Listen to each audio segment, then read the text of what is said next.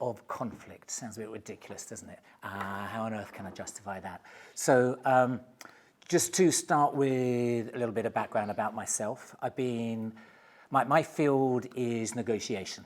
I teach negotiation skills, collaboration, conflict resolution, these kinds of topics. I am not a techie, but I did used to be. I spent 12 years working in the city designing derivatives trading systems in a language called mumps. Has anybody heard of mumps? Hands up, anybody. Nobody has ever heard of mumps. So I'm quite proud of that. It was a programming language, yeah. From the 1960s, I started programming it in the late 80s, and I was told bad luck for choosing that as a language then, but it's still going. It's still going in the city. Friends of mine are still working it. But I worked 12 years doing that. I got into AI in in a kind of a micro way in the late 80s, but it was a microwave, but my interest grew with Moore's Law. And by 2005, and Ray Kurzweil's The Singularity is Near came out. Hands up who's heard of that book, Ray Kurzweil's? Yeah, okay, cool.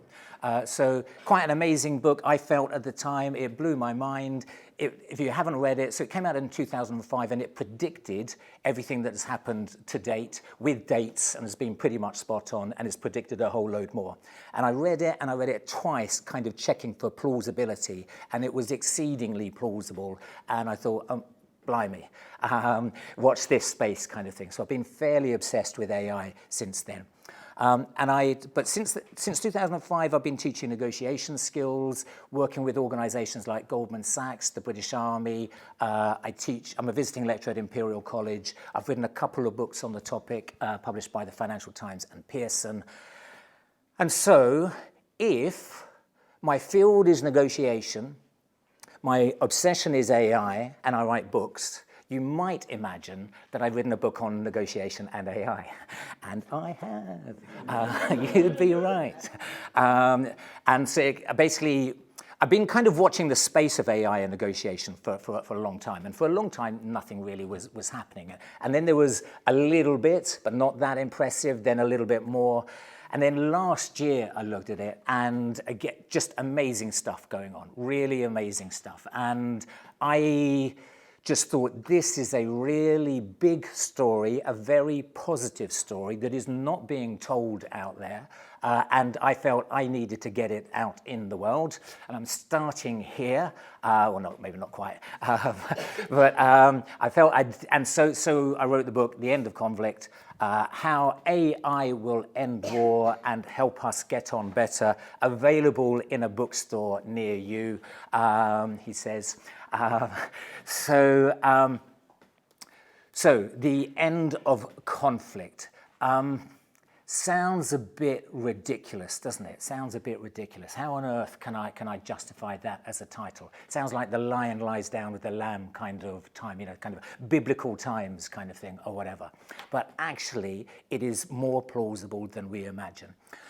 I've been teaching at pretty much the top level for 20 years, and some things I know in inverted commas. I can't prove it, and I haven't got the data and the graphs and the research, but I just know from 20 years working in the field, is that humans know how to solve conflict. Humans as a species, we know how to resolve conflict, any conflict, no matter how tough it is. The Ukraine-Russia situation, the Israel-Palestine situation, any situation you can think of, we know how to resolve it. You just have to look at Northern Ireland, you just have to look at South Africa, you just have to look at France and Germany, Colombia, Israel and Egypt, all kinds of situations where deadly enemies, people who had been deadly enemies for decades or centuries, are now allies. And they solved these problems. So we know how to do it as a species. It's just that knowledge is not widely spread. Most people have got the wrong idea of what good negotiation is.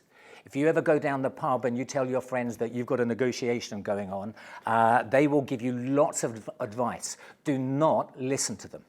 On no account, listen to them or follow their advice. Almost certainly they're wrong about the best way of going about the negotiation.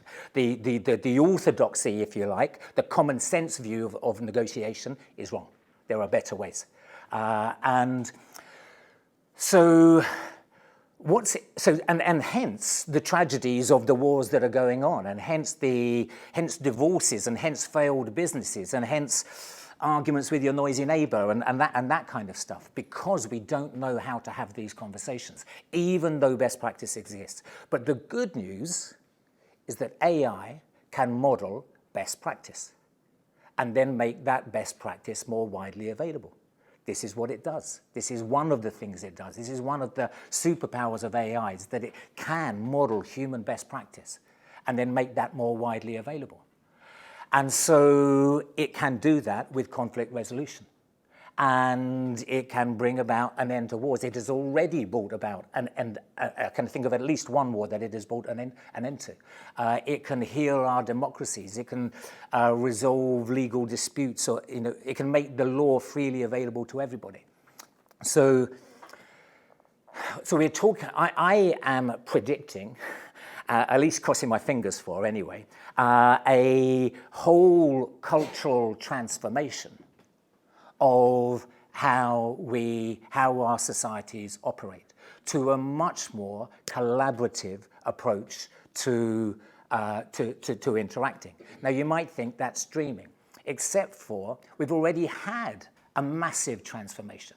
Go back 300 years, 500 years, etc. Torture for getting people to change their religion was normal. Hanging people for stealing a loaf of bread. Even worse, sending them to Australia. Blimey. These were normal things. Solving our arguments by dueling. These were all normal ways of operating. Old women, calling them witches and then burning them to death. These were all considered normal ways of operating. And now it's completely changed. And so we've already gone through. And what's interesting there is that the single most important factor in that change, in that transformation, was the printing press, the IT of its time, the information technology of its time, because it was able to get human best practice and then spread it more widely. So, in fact, if you look at any leap in information technology, like writing, like symbolic language, human language, symbolic reasoning. Even go back to DNA. They all bring about qualitative changes in our society and how our society operates. And so AI, there's no reason why AI can't do the same. In fact, let's just forget about AI for the moment, because actually, despite what you read and see on the TV, there's very good news about that already. Because the last 4 or 5 years apart, we're living in the safest times ever. The safest times ever. There is a blip at the moment, the last 4 or 5 years. Casualties from war has gone up. But it's gone up to a point, to a number, an annual figure, that used to be the norm in the 60s, 70s, and 80s. And even despite the fact that it's gone up, in the 21st century, the first quarter of the 21st century, there were less deaths from war around the world than there were in the fourth quarter of the 20th century. In the fourth quarter, there were less deaths from war compared to the third quarter. There were less deaths from the second half of the 20th century compared to the first half, and so on, and so on, and so on. So actually, the trajectory is very, very positive. There is a blip, but that blip is largely basically from 3 things, which is Ukraine, Russia, Israel, Palestine, and ISIS-related wars. So there is a blip, but I'm not saying that it's a straight line, and I'm not saying it's inevitable either. But the trajectory is still very positive. Let me ask you a question. Violent crime in UK. In the last 30 years, do you think it's gone up or do you think it's gone down? Hands up if you think it's gone up. You kind of know what. But sorry? Violence, it's not pocket picking. Pocket picking, no, more like assault, I think, or yeah. Okay, so you're right, it's gone down. How much would you say it's gone down by? Who would like to guess it, how much it's gone down by? 30%. 20%? Anybody else another guess? 60. Anybody else another guess? It's gone down by 80% in the last 30 years, violent crime in Britain.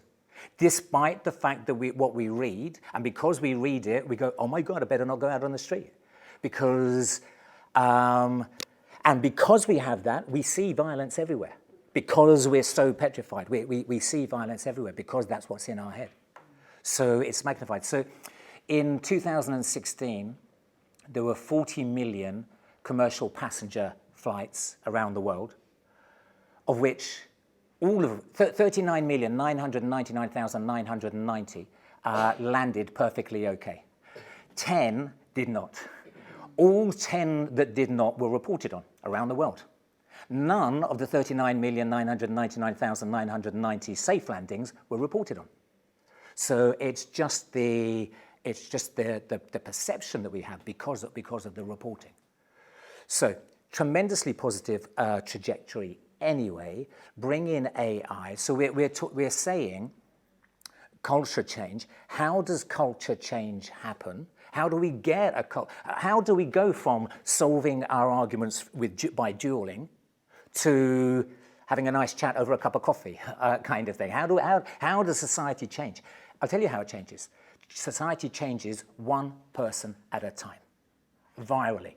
Exactly the same process that COVID-19 spread through our society. It goes from one person at a time.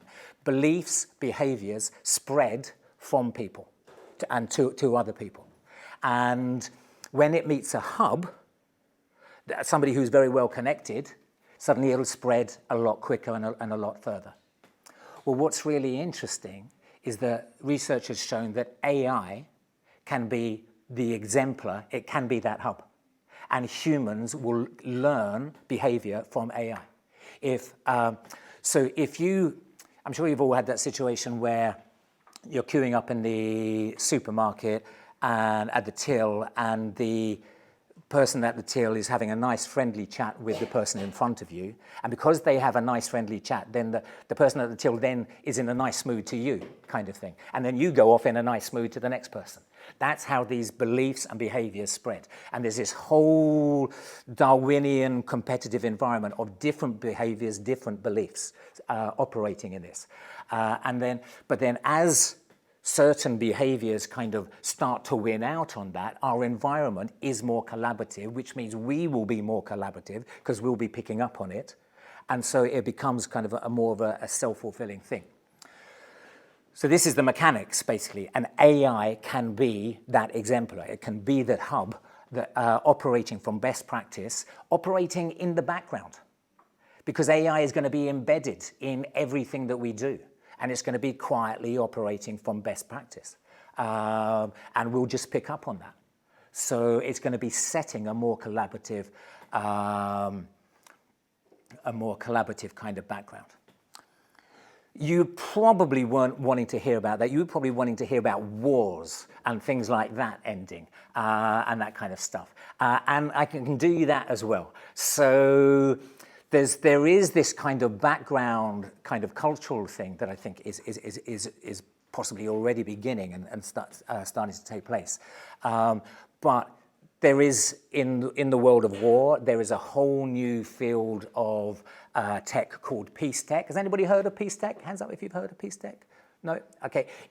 It's really amazing what is going on, and it's very rapidly growing. There are now VC firms set up specifically just to invest in peace tech. Much of peace tech actually has got dual use.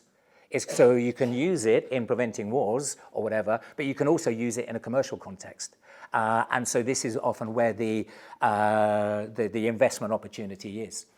So lots of things like social media sentiment analysis to predict an escalation of violence in a particular area or something like that, and therefore early intervention, or satellite imagery analysis for troop movements, and again, early intervention to prevent things escalating.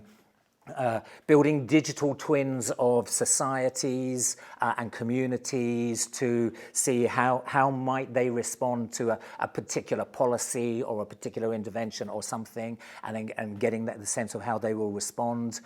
The example of the war that I was going to say that I know where it pretty much ended the war was Libya. So Libya was in a civil war for nearly 10 years, and in 2020 kind of came to a bit of a ceasefire, but tremendously chaotic. You can imagine it was considered a pause rather than a peace. All kinds of gangs and warlords, armed to the teeth, all wanting revenge, all hating each other, etc. They used a deliberative technology platform. Hands up, who's heard of deliberative technology? No. So they used how much time have I got? Yeah, you still have some time, so go for it. Yeah. Great. So deliberative technology. Hands up, who's heard of citizens' assemblies? Citizens' assemblies, okay, a couple of people. So citizens' assemblies are very powerful ways of solving divisive issues in communities. So especially, they really work with even the most divisive of issue. So I'll give you an example. In 2016 in Ireland, there was basically they were asking the question, should abortion be made legal?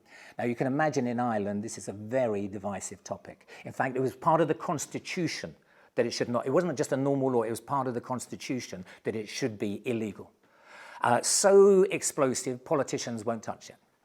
So instead, they gave it to a citizens' assembly. So a citizens' assembly is you get, in this instance, 100 people randomly selected, but to represent the demography as closely as possible.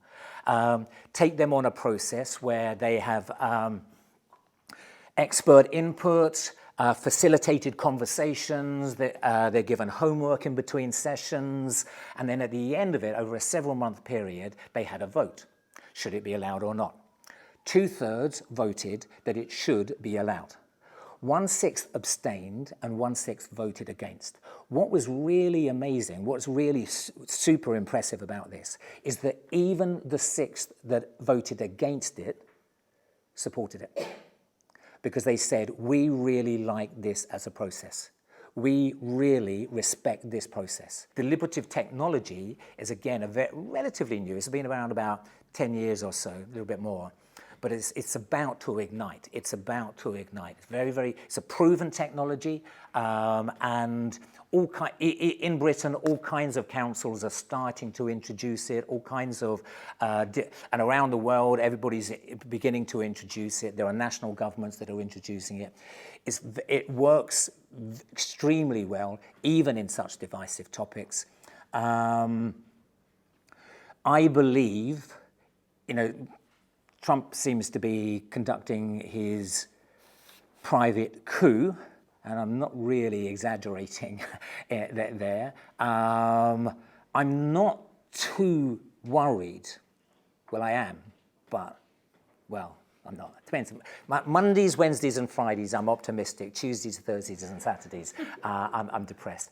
But I do believe that actually this technology is going to outlast Trump, and this technology is going to replace Trump, and it's just a tremendously powerful technology. So going back to Libya, what they did there, they had they wanted to create a government of national unity. Now nobody thought this possible. Nobody thought this possible at all. But what they did is they used a deliberative technology platform called Remesh to conduct a conversation.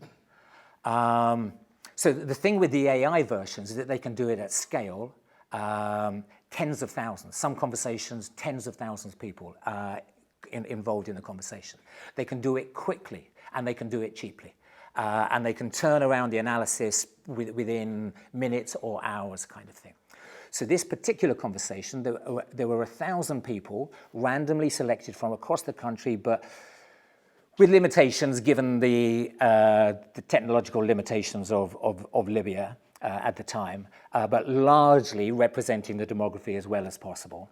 1,000 people having a conversation, what did they want to see in the government of national unity? It took 2 hours to have this conversation and come to an agreement, come to a nuanced agreement that everybody supported. What's more, it was conducted live on national TV, and 1/3 of the country's population watched it. And that 5 years later, that government of national unity still exists. So despite the fact that nobody thought possible. So solves wars, heals our polarized societies, and solves the democracy problem, the broken democracy problem that we've got. It will make the law freely available to everybody. Right now, there are platforms out there that can predict judges' decisions with 85% accuracy on a given topic. You put in the details of the case and who the judge is, and it'll predict the judge's decision findings with an 85% degree of accuracy. That's only going to get better.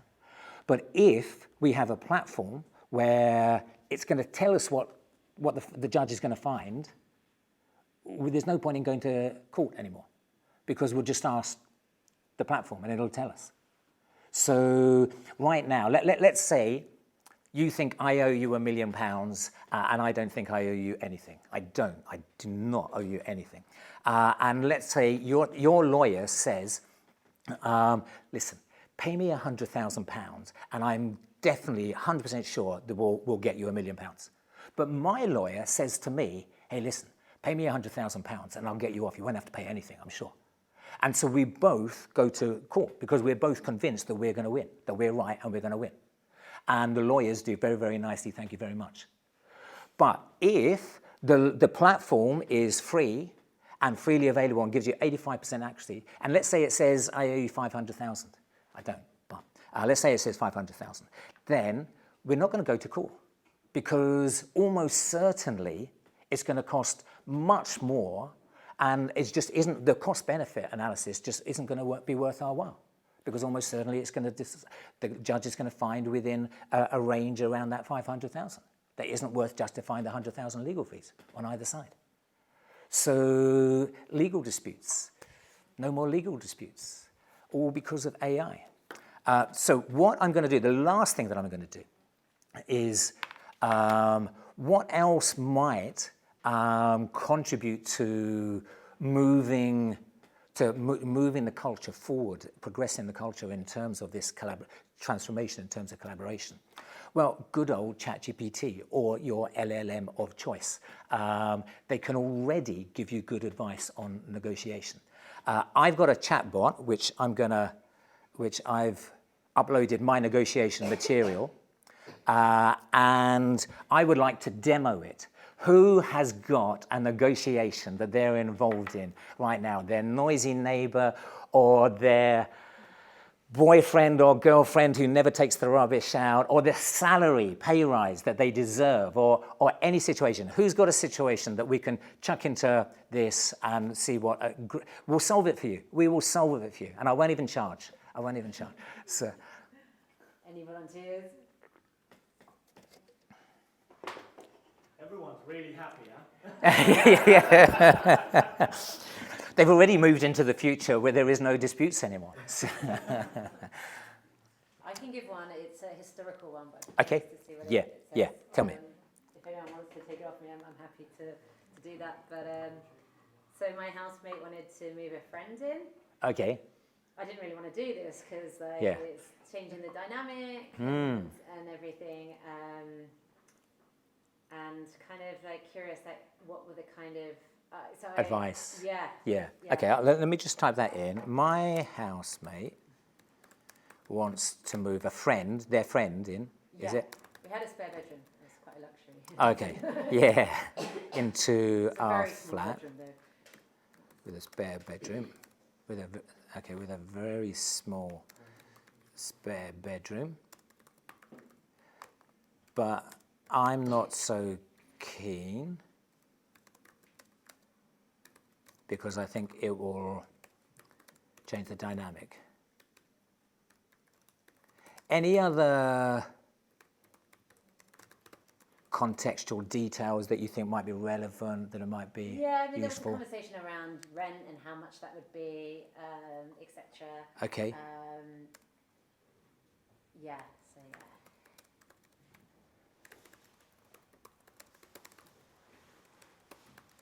Anything else you think is... Sorry? Yeah, yeah. Was it you? No, no. Yeah. And then like maybe how long they want to stay for, etc. That was a bit of an unknown in this situation, which was kind of, yeah, it was an unknown amount of time. Do you know this person? Yes. Do you like them? Oh, but so I've only met them briefly, so I can't really say. Oh, okay. So you've... so am I saying I? I'm saying I, yeah. I've only met this person briefly. Oh, sorry. Briefly. Do you have any advice? This, by the way, I will stress, is MVP. So if it tells you to shoot them or anything like that, you'll have to wait to version 2.0. Dun, dun, dun. Let's see what it has. And obviously, the more detail you could put into there, the better answer you can get. Yeah. And What is this built on? this, I used BotPress, and basically, I think it's GPT-5 as the back-end LLM, and I trained it on my books, basically. So let's see if my books are any good. Navigating your housemate situation, a negotiation process. Common living arrangement challenge requires careful negotiation. Here's how you might approach it. Prepare before the conversation. Identify your key concerns, changing dynamics, rent impact, unknown duration. Sorry. Consider what might be acceptable to you, trial period, clear financial arrangements, etc. Think about this from your housemate's perspective. They likely have reasons for wanting their friend to move in. 2, have a structured conversation. Choose a neutral time when neither of you is stressed. Yeah, good luck with that. Start by acknowledging their request respectfully. Sorry, I went too far. Focus on interest rather than positions. This is a negotiation technical term. Interest is the bigger picture goal. Why do they want this person to move in? It's not, I want them to move in for X months or whatever. It's why. What's nice right, okay, yes, yeah. And then also, why are you against, what's the background reason on both sides kind of thing? Yeah, Okay. yeah. Use what-if conditional language to explore possibilities. Don't make this just a binary yes or no. Consider financial arrangements. How will rent and bills be split? Duration, is it temporary or permanent? House rules and expectations, space usage, privacy considerations, exit strategy if it doesn't work out. Creative solutions, a trial period, formal agreement on financial, repeating themselves here, scheduled check-ins to discuss how it's working, clear end date or review date. They're not especially creative there, but I was wondering, the idea of a creative solution I think is important. It's not just yes or no, or maybe not even just the rent. Is there something else? You know, maybe they're a cook, they're a really good cook or something. Well, okay, they can move in as long as they cook Sunday lunch or I don't know, but something like that. Feed the cat. Right, exactly, yeah. And then lastly, if you can't reach agreement, consider that just suddenly jumped. Consider mediation from another friend or your landlord. Take a break from discussions if they become heated. Remember your alternatives, including looking for another place if necessary, that kind of thing. And obviously you don't want to go there, but remember this is your home too, and you have every right to be comfortable in your living space. Good negotiation should result in a solution that respects everyone's needs. So that was a historical example. Yeah. Do you think that would have helped? We actually had quite a similar process to this. So, Right. It was quite, yeah, we looked at kind of like points to check in, even though there was a bit of an unknown in the circumstance itself. We did kind of like look at like, let's check in on this in a month, etc. So that was kind of, and I think, yeah, obviously the rent component becomes, I think it's read in the book, and it's around the levers that you can like negotiate. Like if it's, if you're a bit put out, then sort of moving the money around can Exactly. make things work a bit more, Yes, that's right. What figure actually means you're not put out, kind of thing. Yeah. So I think it's actually quite similar to what we did. So I think Great. that's cool. And did it work out well? Yeah, it did actually in the end. And actually they did move in, but actually very conveniently our neighbour had a room going very cheap anyway. So perfect. It all kind of resolved. And so now they're next door, kind of thing. Yeah. Fantastic. Cool. So there we go. Cool. So, do we have time for questions or? Yeah. Cool.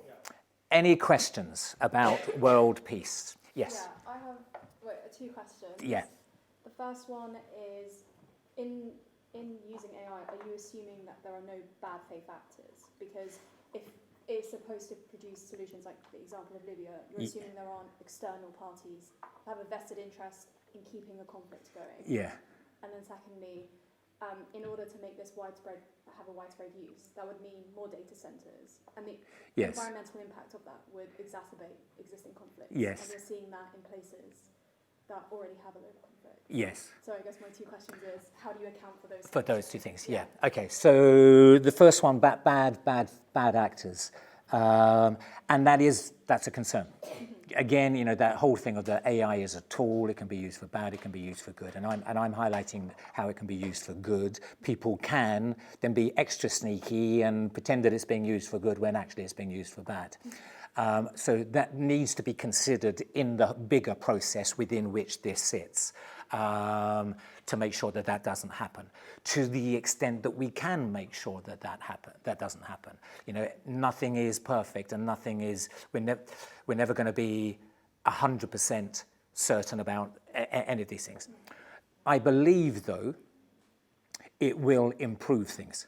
I believe if you look at the wars going around and the bad actors in operation at the moment, I think this will improve those situations in general. So I think it's better than not having it. Because for every situation that you have to caveat against it, if you don't do it, there are all of the other wars that will continue because we didn't do it, kind of thing, that could have been resolved. The climate change thing is another interesting one, and is another very genuine concern. And you're right, the data centers now, let alone the data centers that are planned for 5 years' time, kind of thing, and 5 years after that, and 5 years after that. At the same time, my view on that is that it is going to be AI that is going to solve the climate change problem. This is in my view. How well have humans done it? They're shite. Look at what's. Sorry to write off the whole species in. But we just haven't done. We've known about climate change for 50 years, and we've done nothing. It's just getting worse. And so, I think, the number of people I know who say, yeah, no, I'm really for climate change. But no, just keep the heating on. I know it's 24 degrees, but I want to keep the heating on. No, and can you keep the window open as well, kind of thing. This is, unfortunately, getting people to change and do the changes that are necessary to bring about climate change. I just think it's not possible. Or I haven't seen it happen yet. Whereas I think that AI will bring about the improvements in energy, improvements in efficiencies of all kinds, and improvements of materials and such like, that will solve improvements. For example, lab meat, rather than we can't stop people eating meat. I love animals, and I'm totally against climate change, but I do like my beef, kind of thing. We don't seem to be able to stop them. But okay, how about lab-grown meat or whatever, that AI will be able to help doing that? And then we can have our forests back, and we can have our jungles back, and our nature back. And so I think that AI will be the thing that will, talking about nature, by the way, you can build digital twins of whole ecosystems, sort of the ocean or the Amazon jungle or whatever. There are very complicated models of these different ecosystems already in existence. There's just going to be more, and they can have that kind of AI overlay on top, so you can start to build a digital twin of these ecosystems, which means you can start to work with it and start to ask it questions. There are companies, so for example, in New Zealand, in fact, I was told just the other day there's one in Britain, but in New Zealand there's a river, the Wanganui River, which has got legal personhood. And so in Britain there's one as well, the River Test, I think it's in Hampshire, has also, it's got legal rights as a person. Now there are companies that have a place for nature on their board. For example, the shampoo Faith in Nature, so that on their board they've got a place for nature. Now, nature is very big and their boardroom is very small. So it's not fully practical.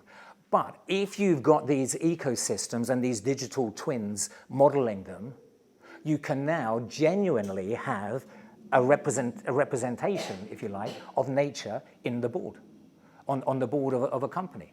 And so, or in any governance situation, like the government, like local communities or whatever.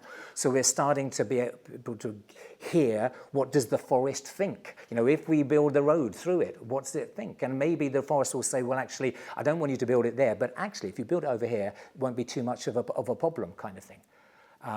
So lots of very positive things in that respect as well. Any other questions? Sorry, hold this before. Try and get the question. Microphone over. Hello? What? Yeah, that's good. Hello? This doesn't do anything, no? Or is it for recording? Anyways. No, I forgot what I wanted to say. Okay, let's not go into the climate thing. I could say a lot about that. I think, so first of all, thank you for the talk. I think I'm also very optimistic about the future. It was like kind of, I guess at the end of the day, it comes down to like human biology, which we are obviously conditioned to, right? And I guess what he's saying is like AI will help us to convince more people to go be like kind and compassionate, right? Yeah. And kind of model that. Yeah. I guess then one thing I see, there's obviously also people like that are interested in more devices now, or profiting from that, right? Like social media, Yes. for example, profits from like dividing Yes. people, or like news, right? Like Yes. we just click on the news more, that is like kind of negative, right? Yes. Because we have a negative feed bias. So, Yeah. I mean, how do you see that developing? And like, is that like kind of a counterbalance to the positive effects? Well, no, you're totally right. The human biology, we've got both in us. We've got the collaborative DNA genes, if you like, and we've got aggressive and competitive genes, if you like, as well. And both are there. What's interesting about humans is I actually think that one of our great evolutionary leaps is our brain is itself can evolve, kind of thing. Our brain changes to fit the environment within which we're in. So our behavior is whether we're collaborative or whether we're a villain, if you like, it's very contextual. And it's dependent on what the environment within which our decision is being made. So as the environment does become more collaborative through this method that I'm talking about, I think it'll be a lot easier for everybody to be collaborative, to be more collaborative. Now, game theory says if you've got a whole load of doves, a hawk might well say, oh, great, looking forward to this kind of thing, and I can take advantage. But again, when you look at game theory, game theory started off being quite a miserable field of maths kind of thing. Garrett Hardin, who was the guy who did the Tragedy of the Commons thing, he thought we were a doomed species because of just the maths of the game theory. The prisoner's dilemma, at first glance, it looks pretty gloomy, that we're better off if we pretend we're being collaborative and nice and kind, but in actual fact we're being a little bit sneaky kind of thing and taking advantage. But again, as it turns out, game theory these days is much more positive, and because they're beginning to work out that, again, are people better off acting completely selfishly, or are they better off collaboratively? Well, again, it depends on the environment. It depends on the context, on the incentivizations of a particular situation. And they're beginning to understand how to manage those incentivizations, how to manage that environment much better, so that we're actually better off to be collaborative. And in fact, the whole of human progress is built on collaboration. It's built on collaboration. Our single biggest superpower compared to any other species is collaboration. That is why we've got toasters in every kitchen and TVs in every lounge that no other species does.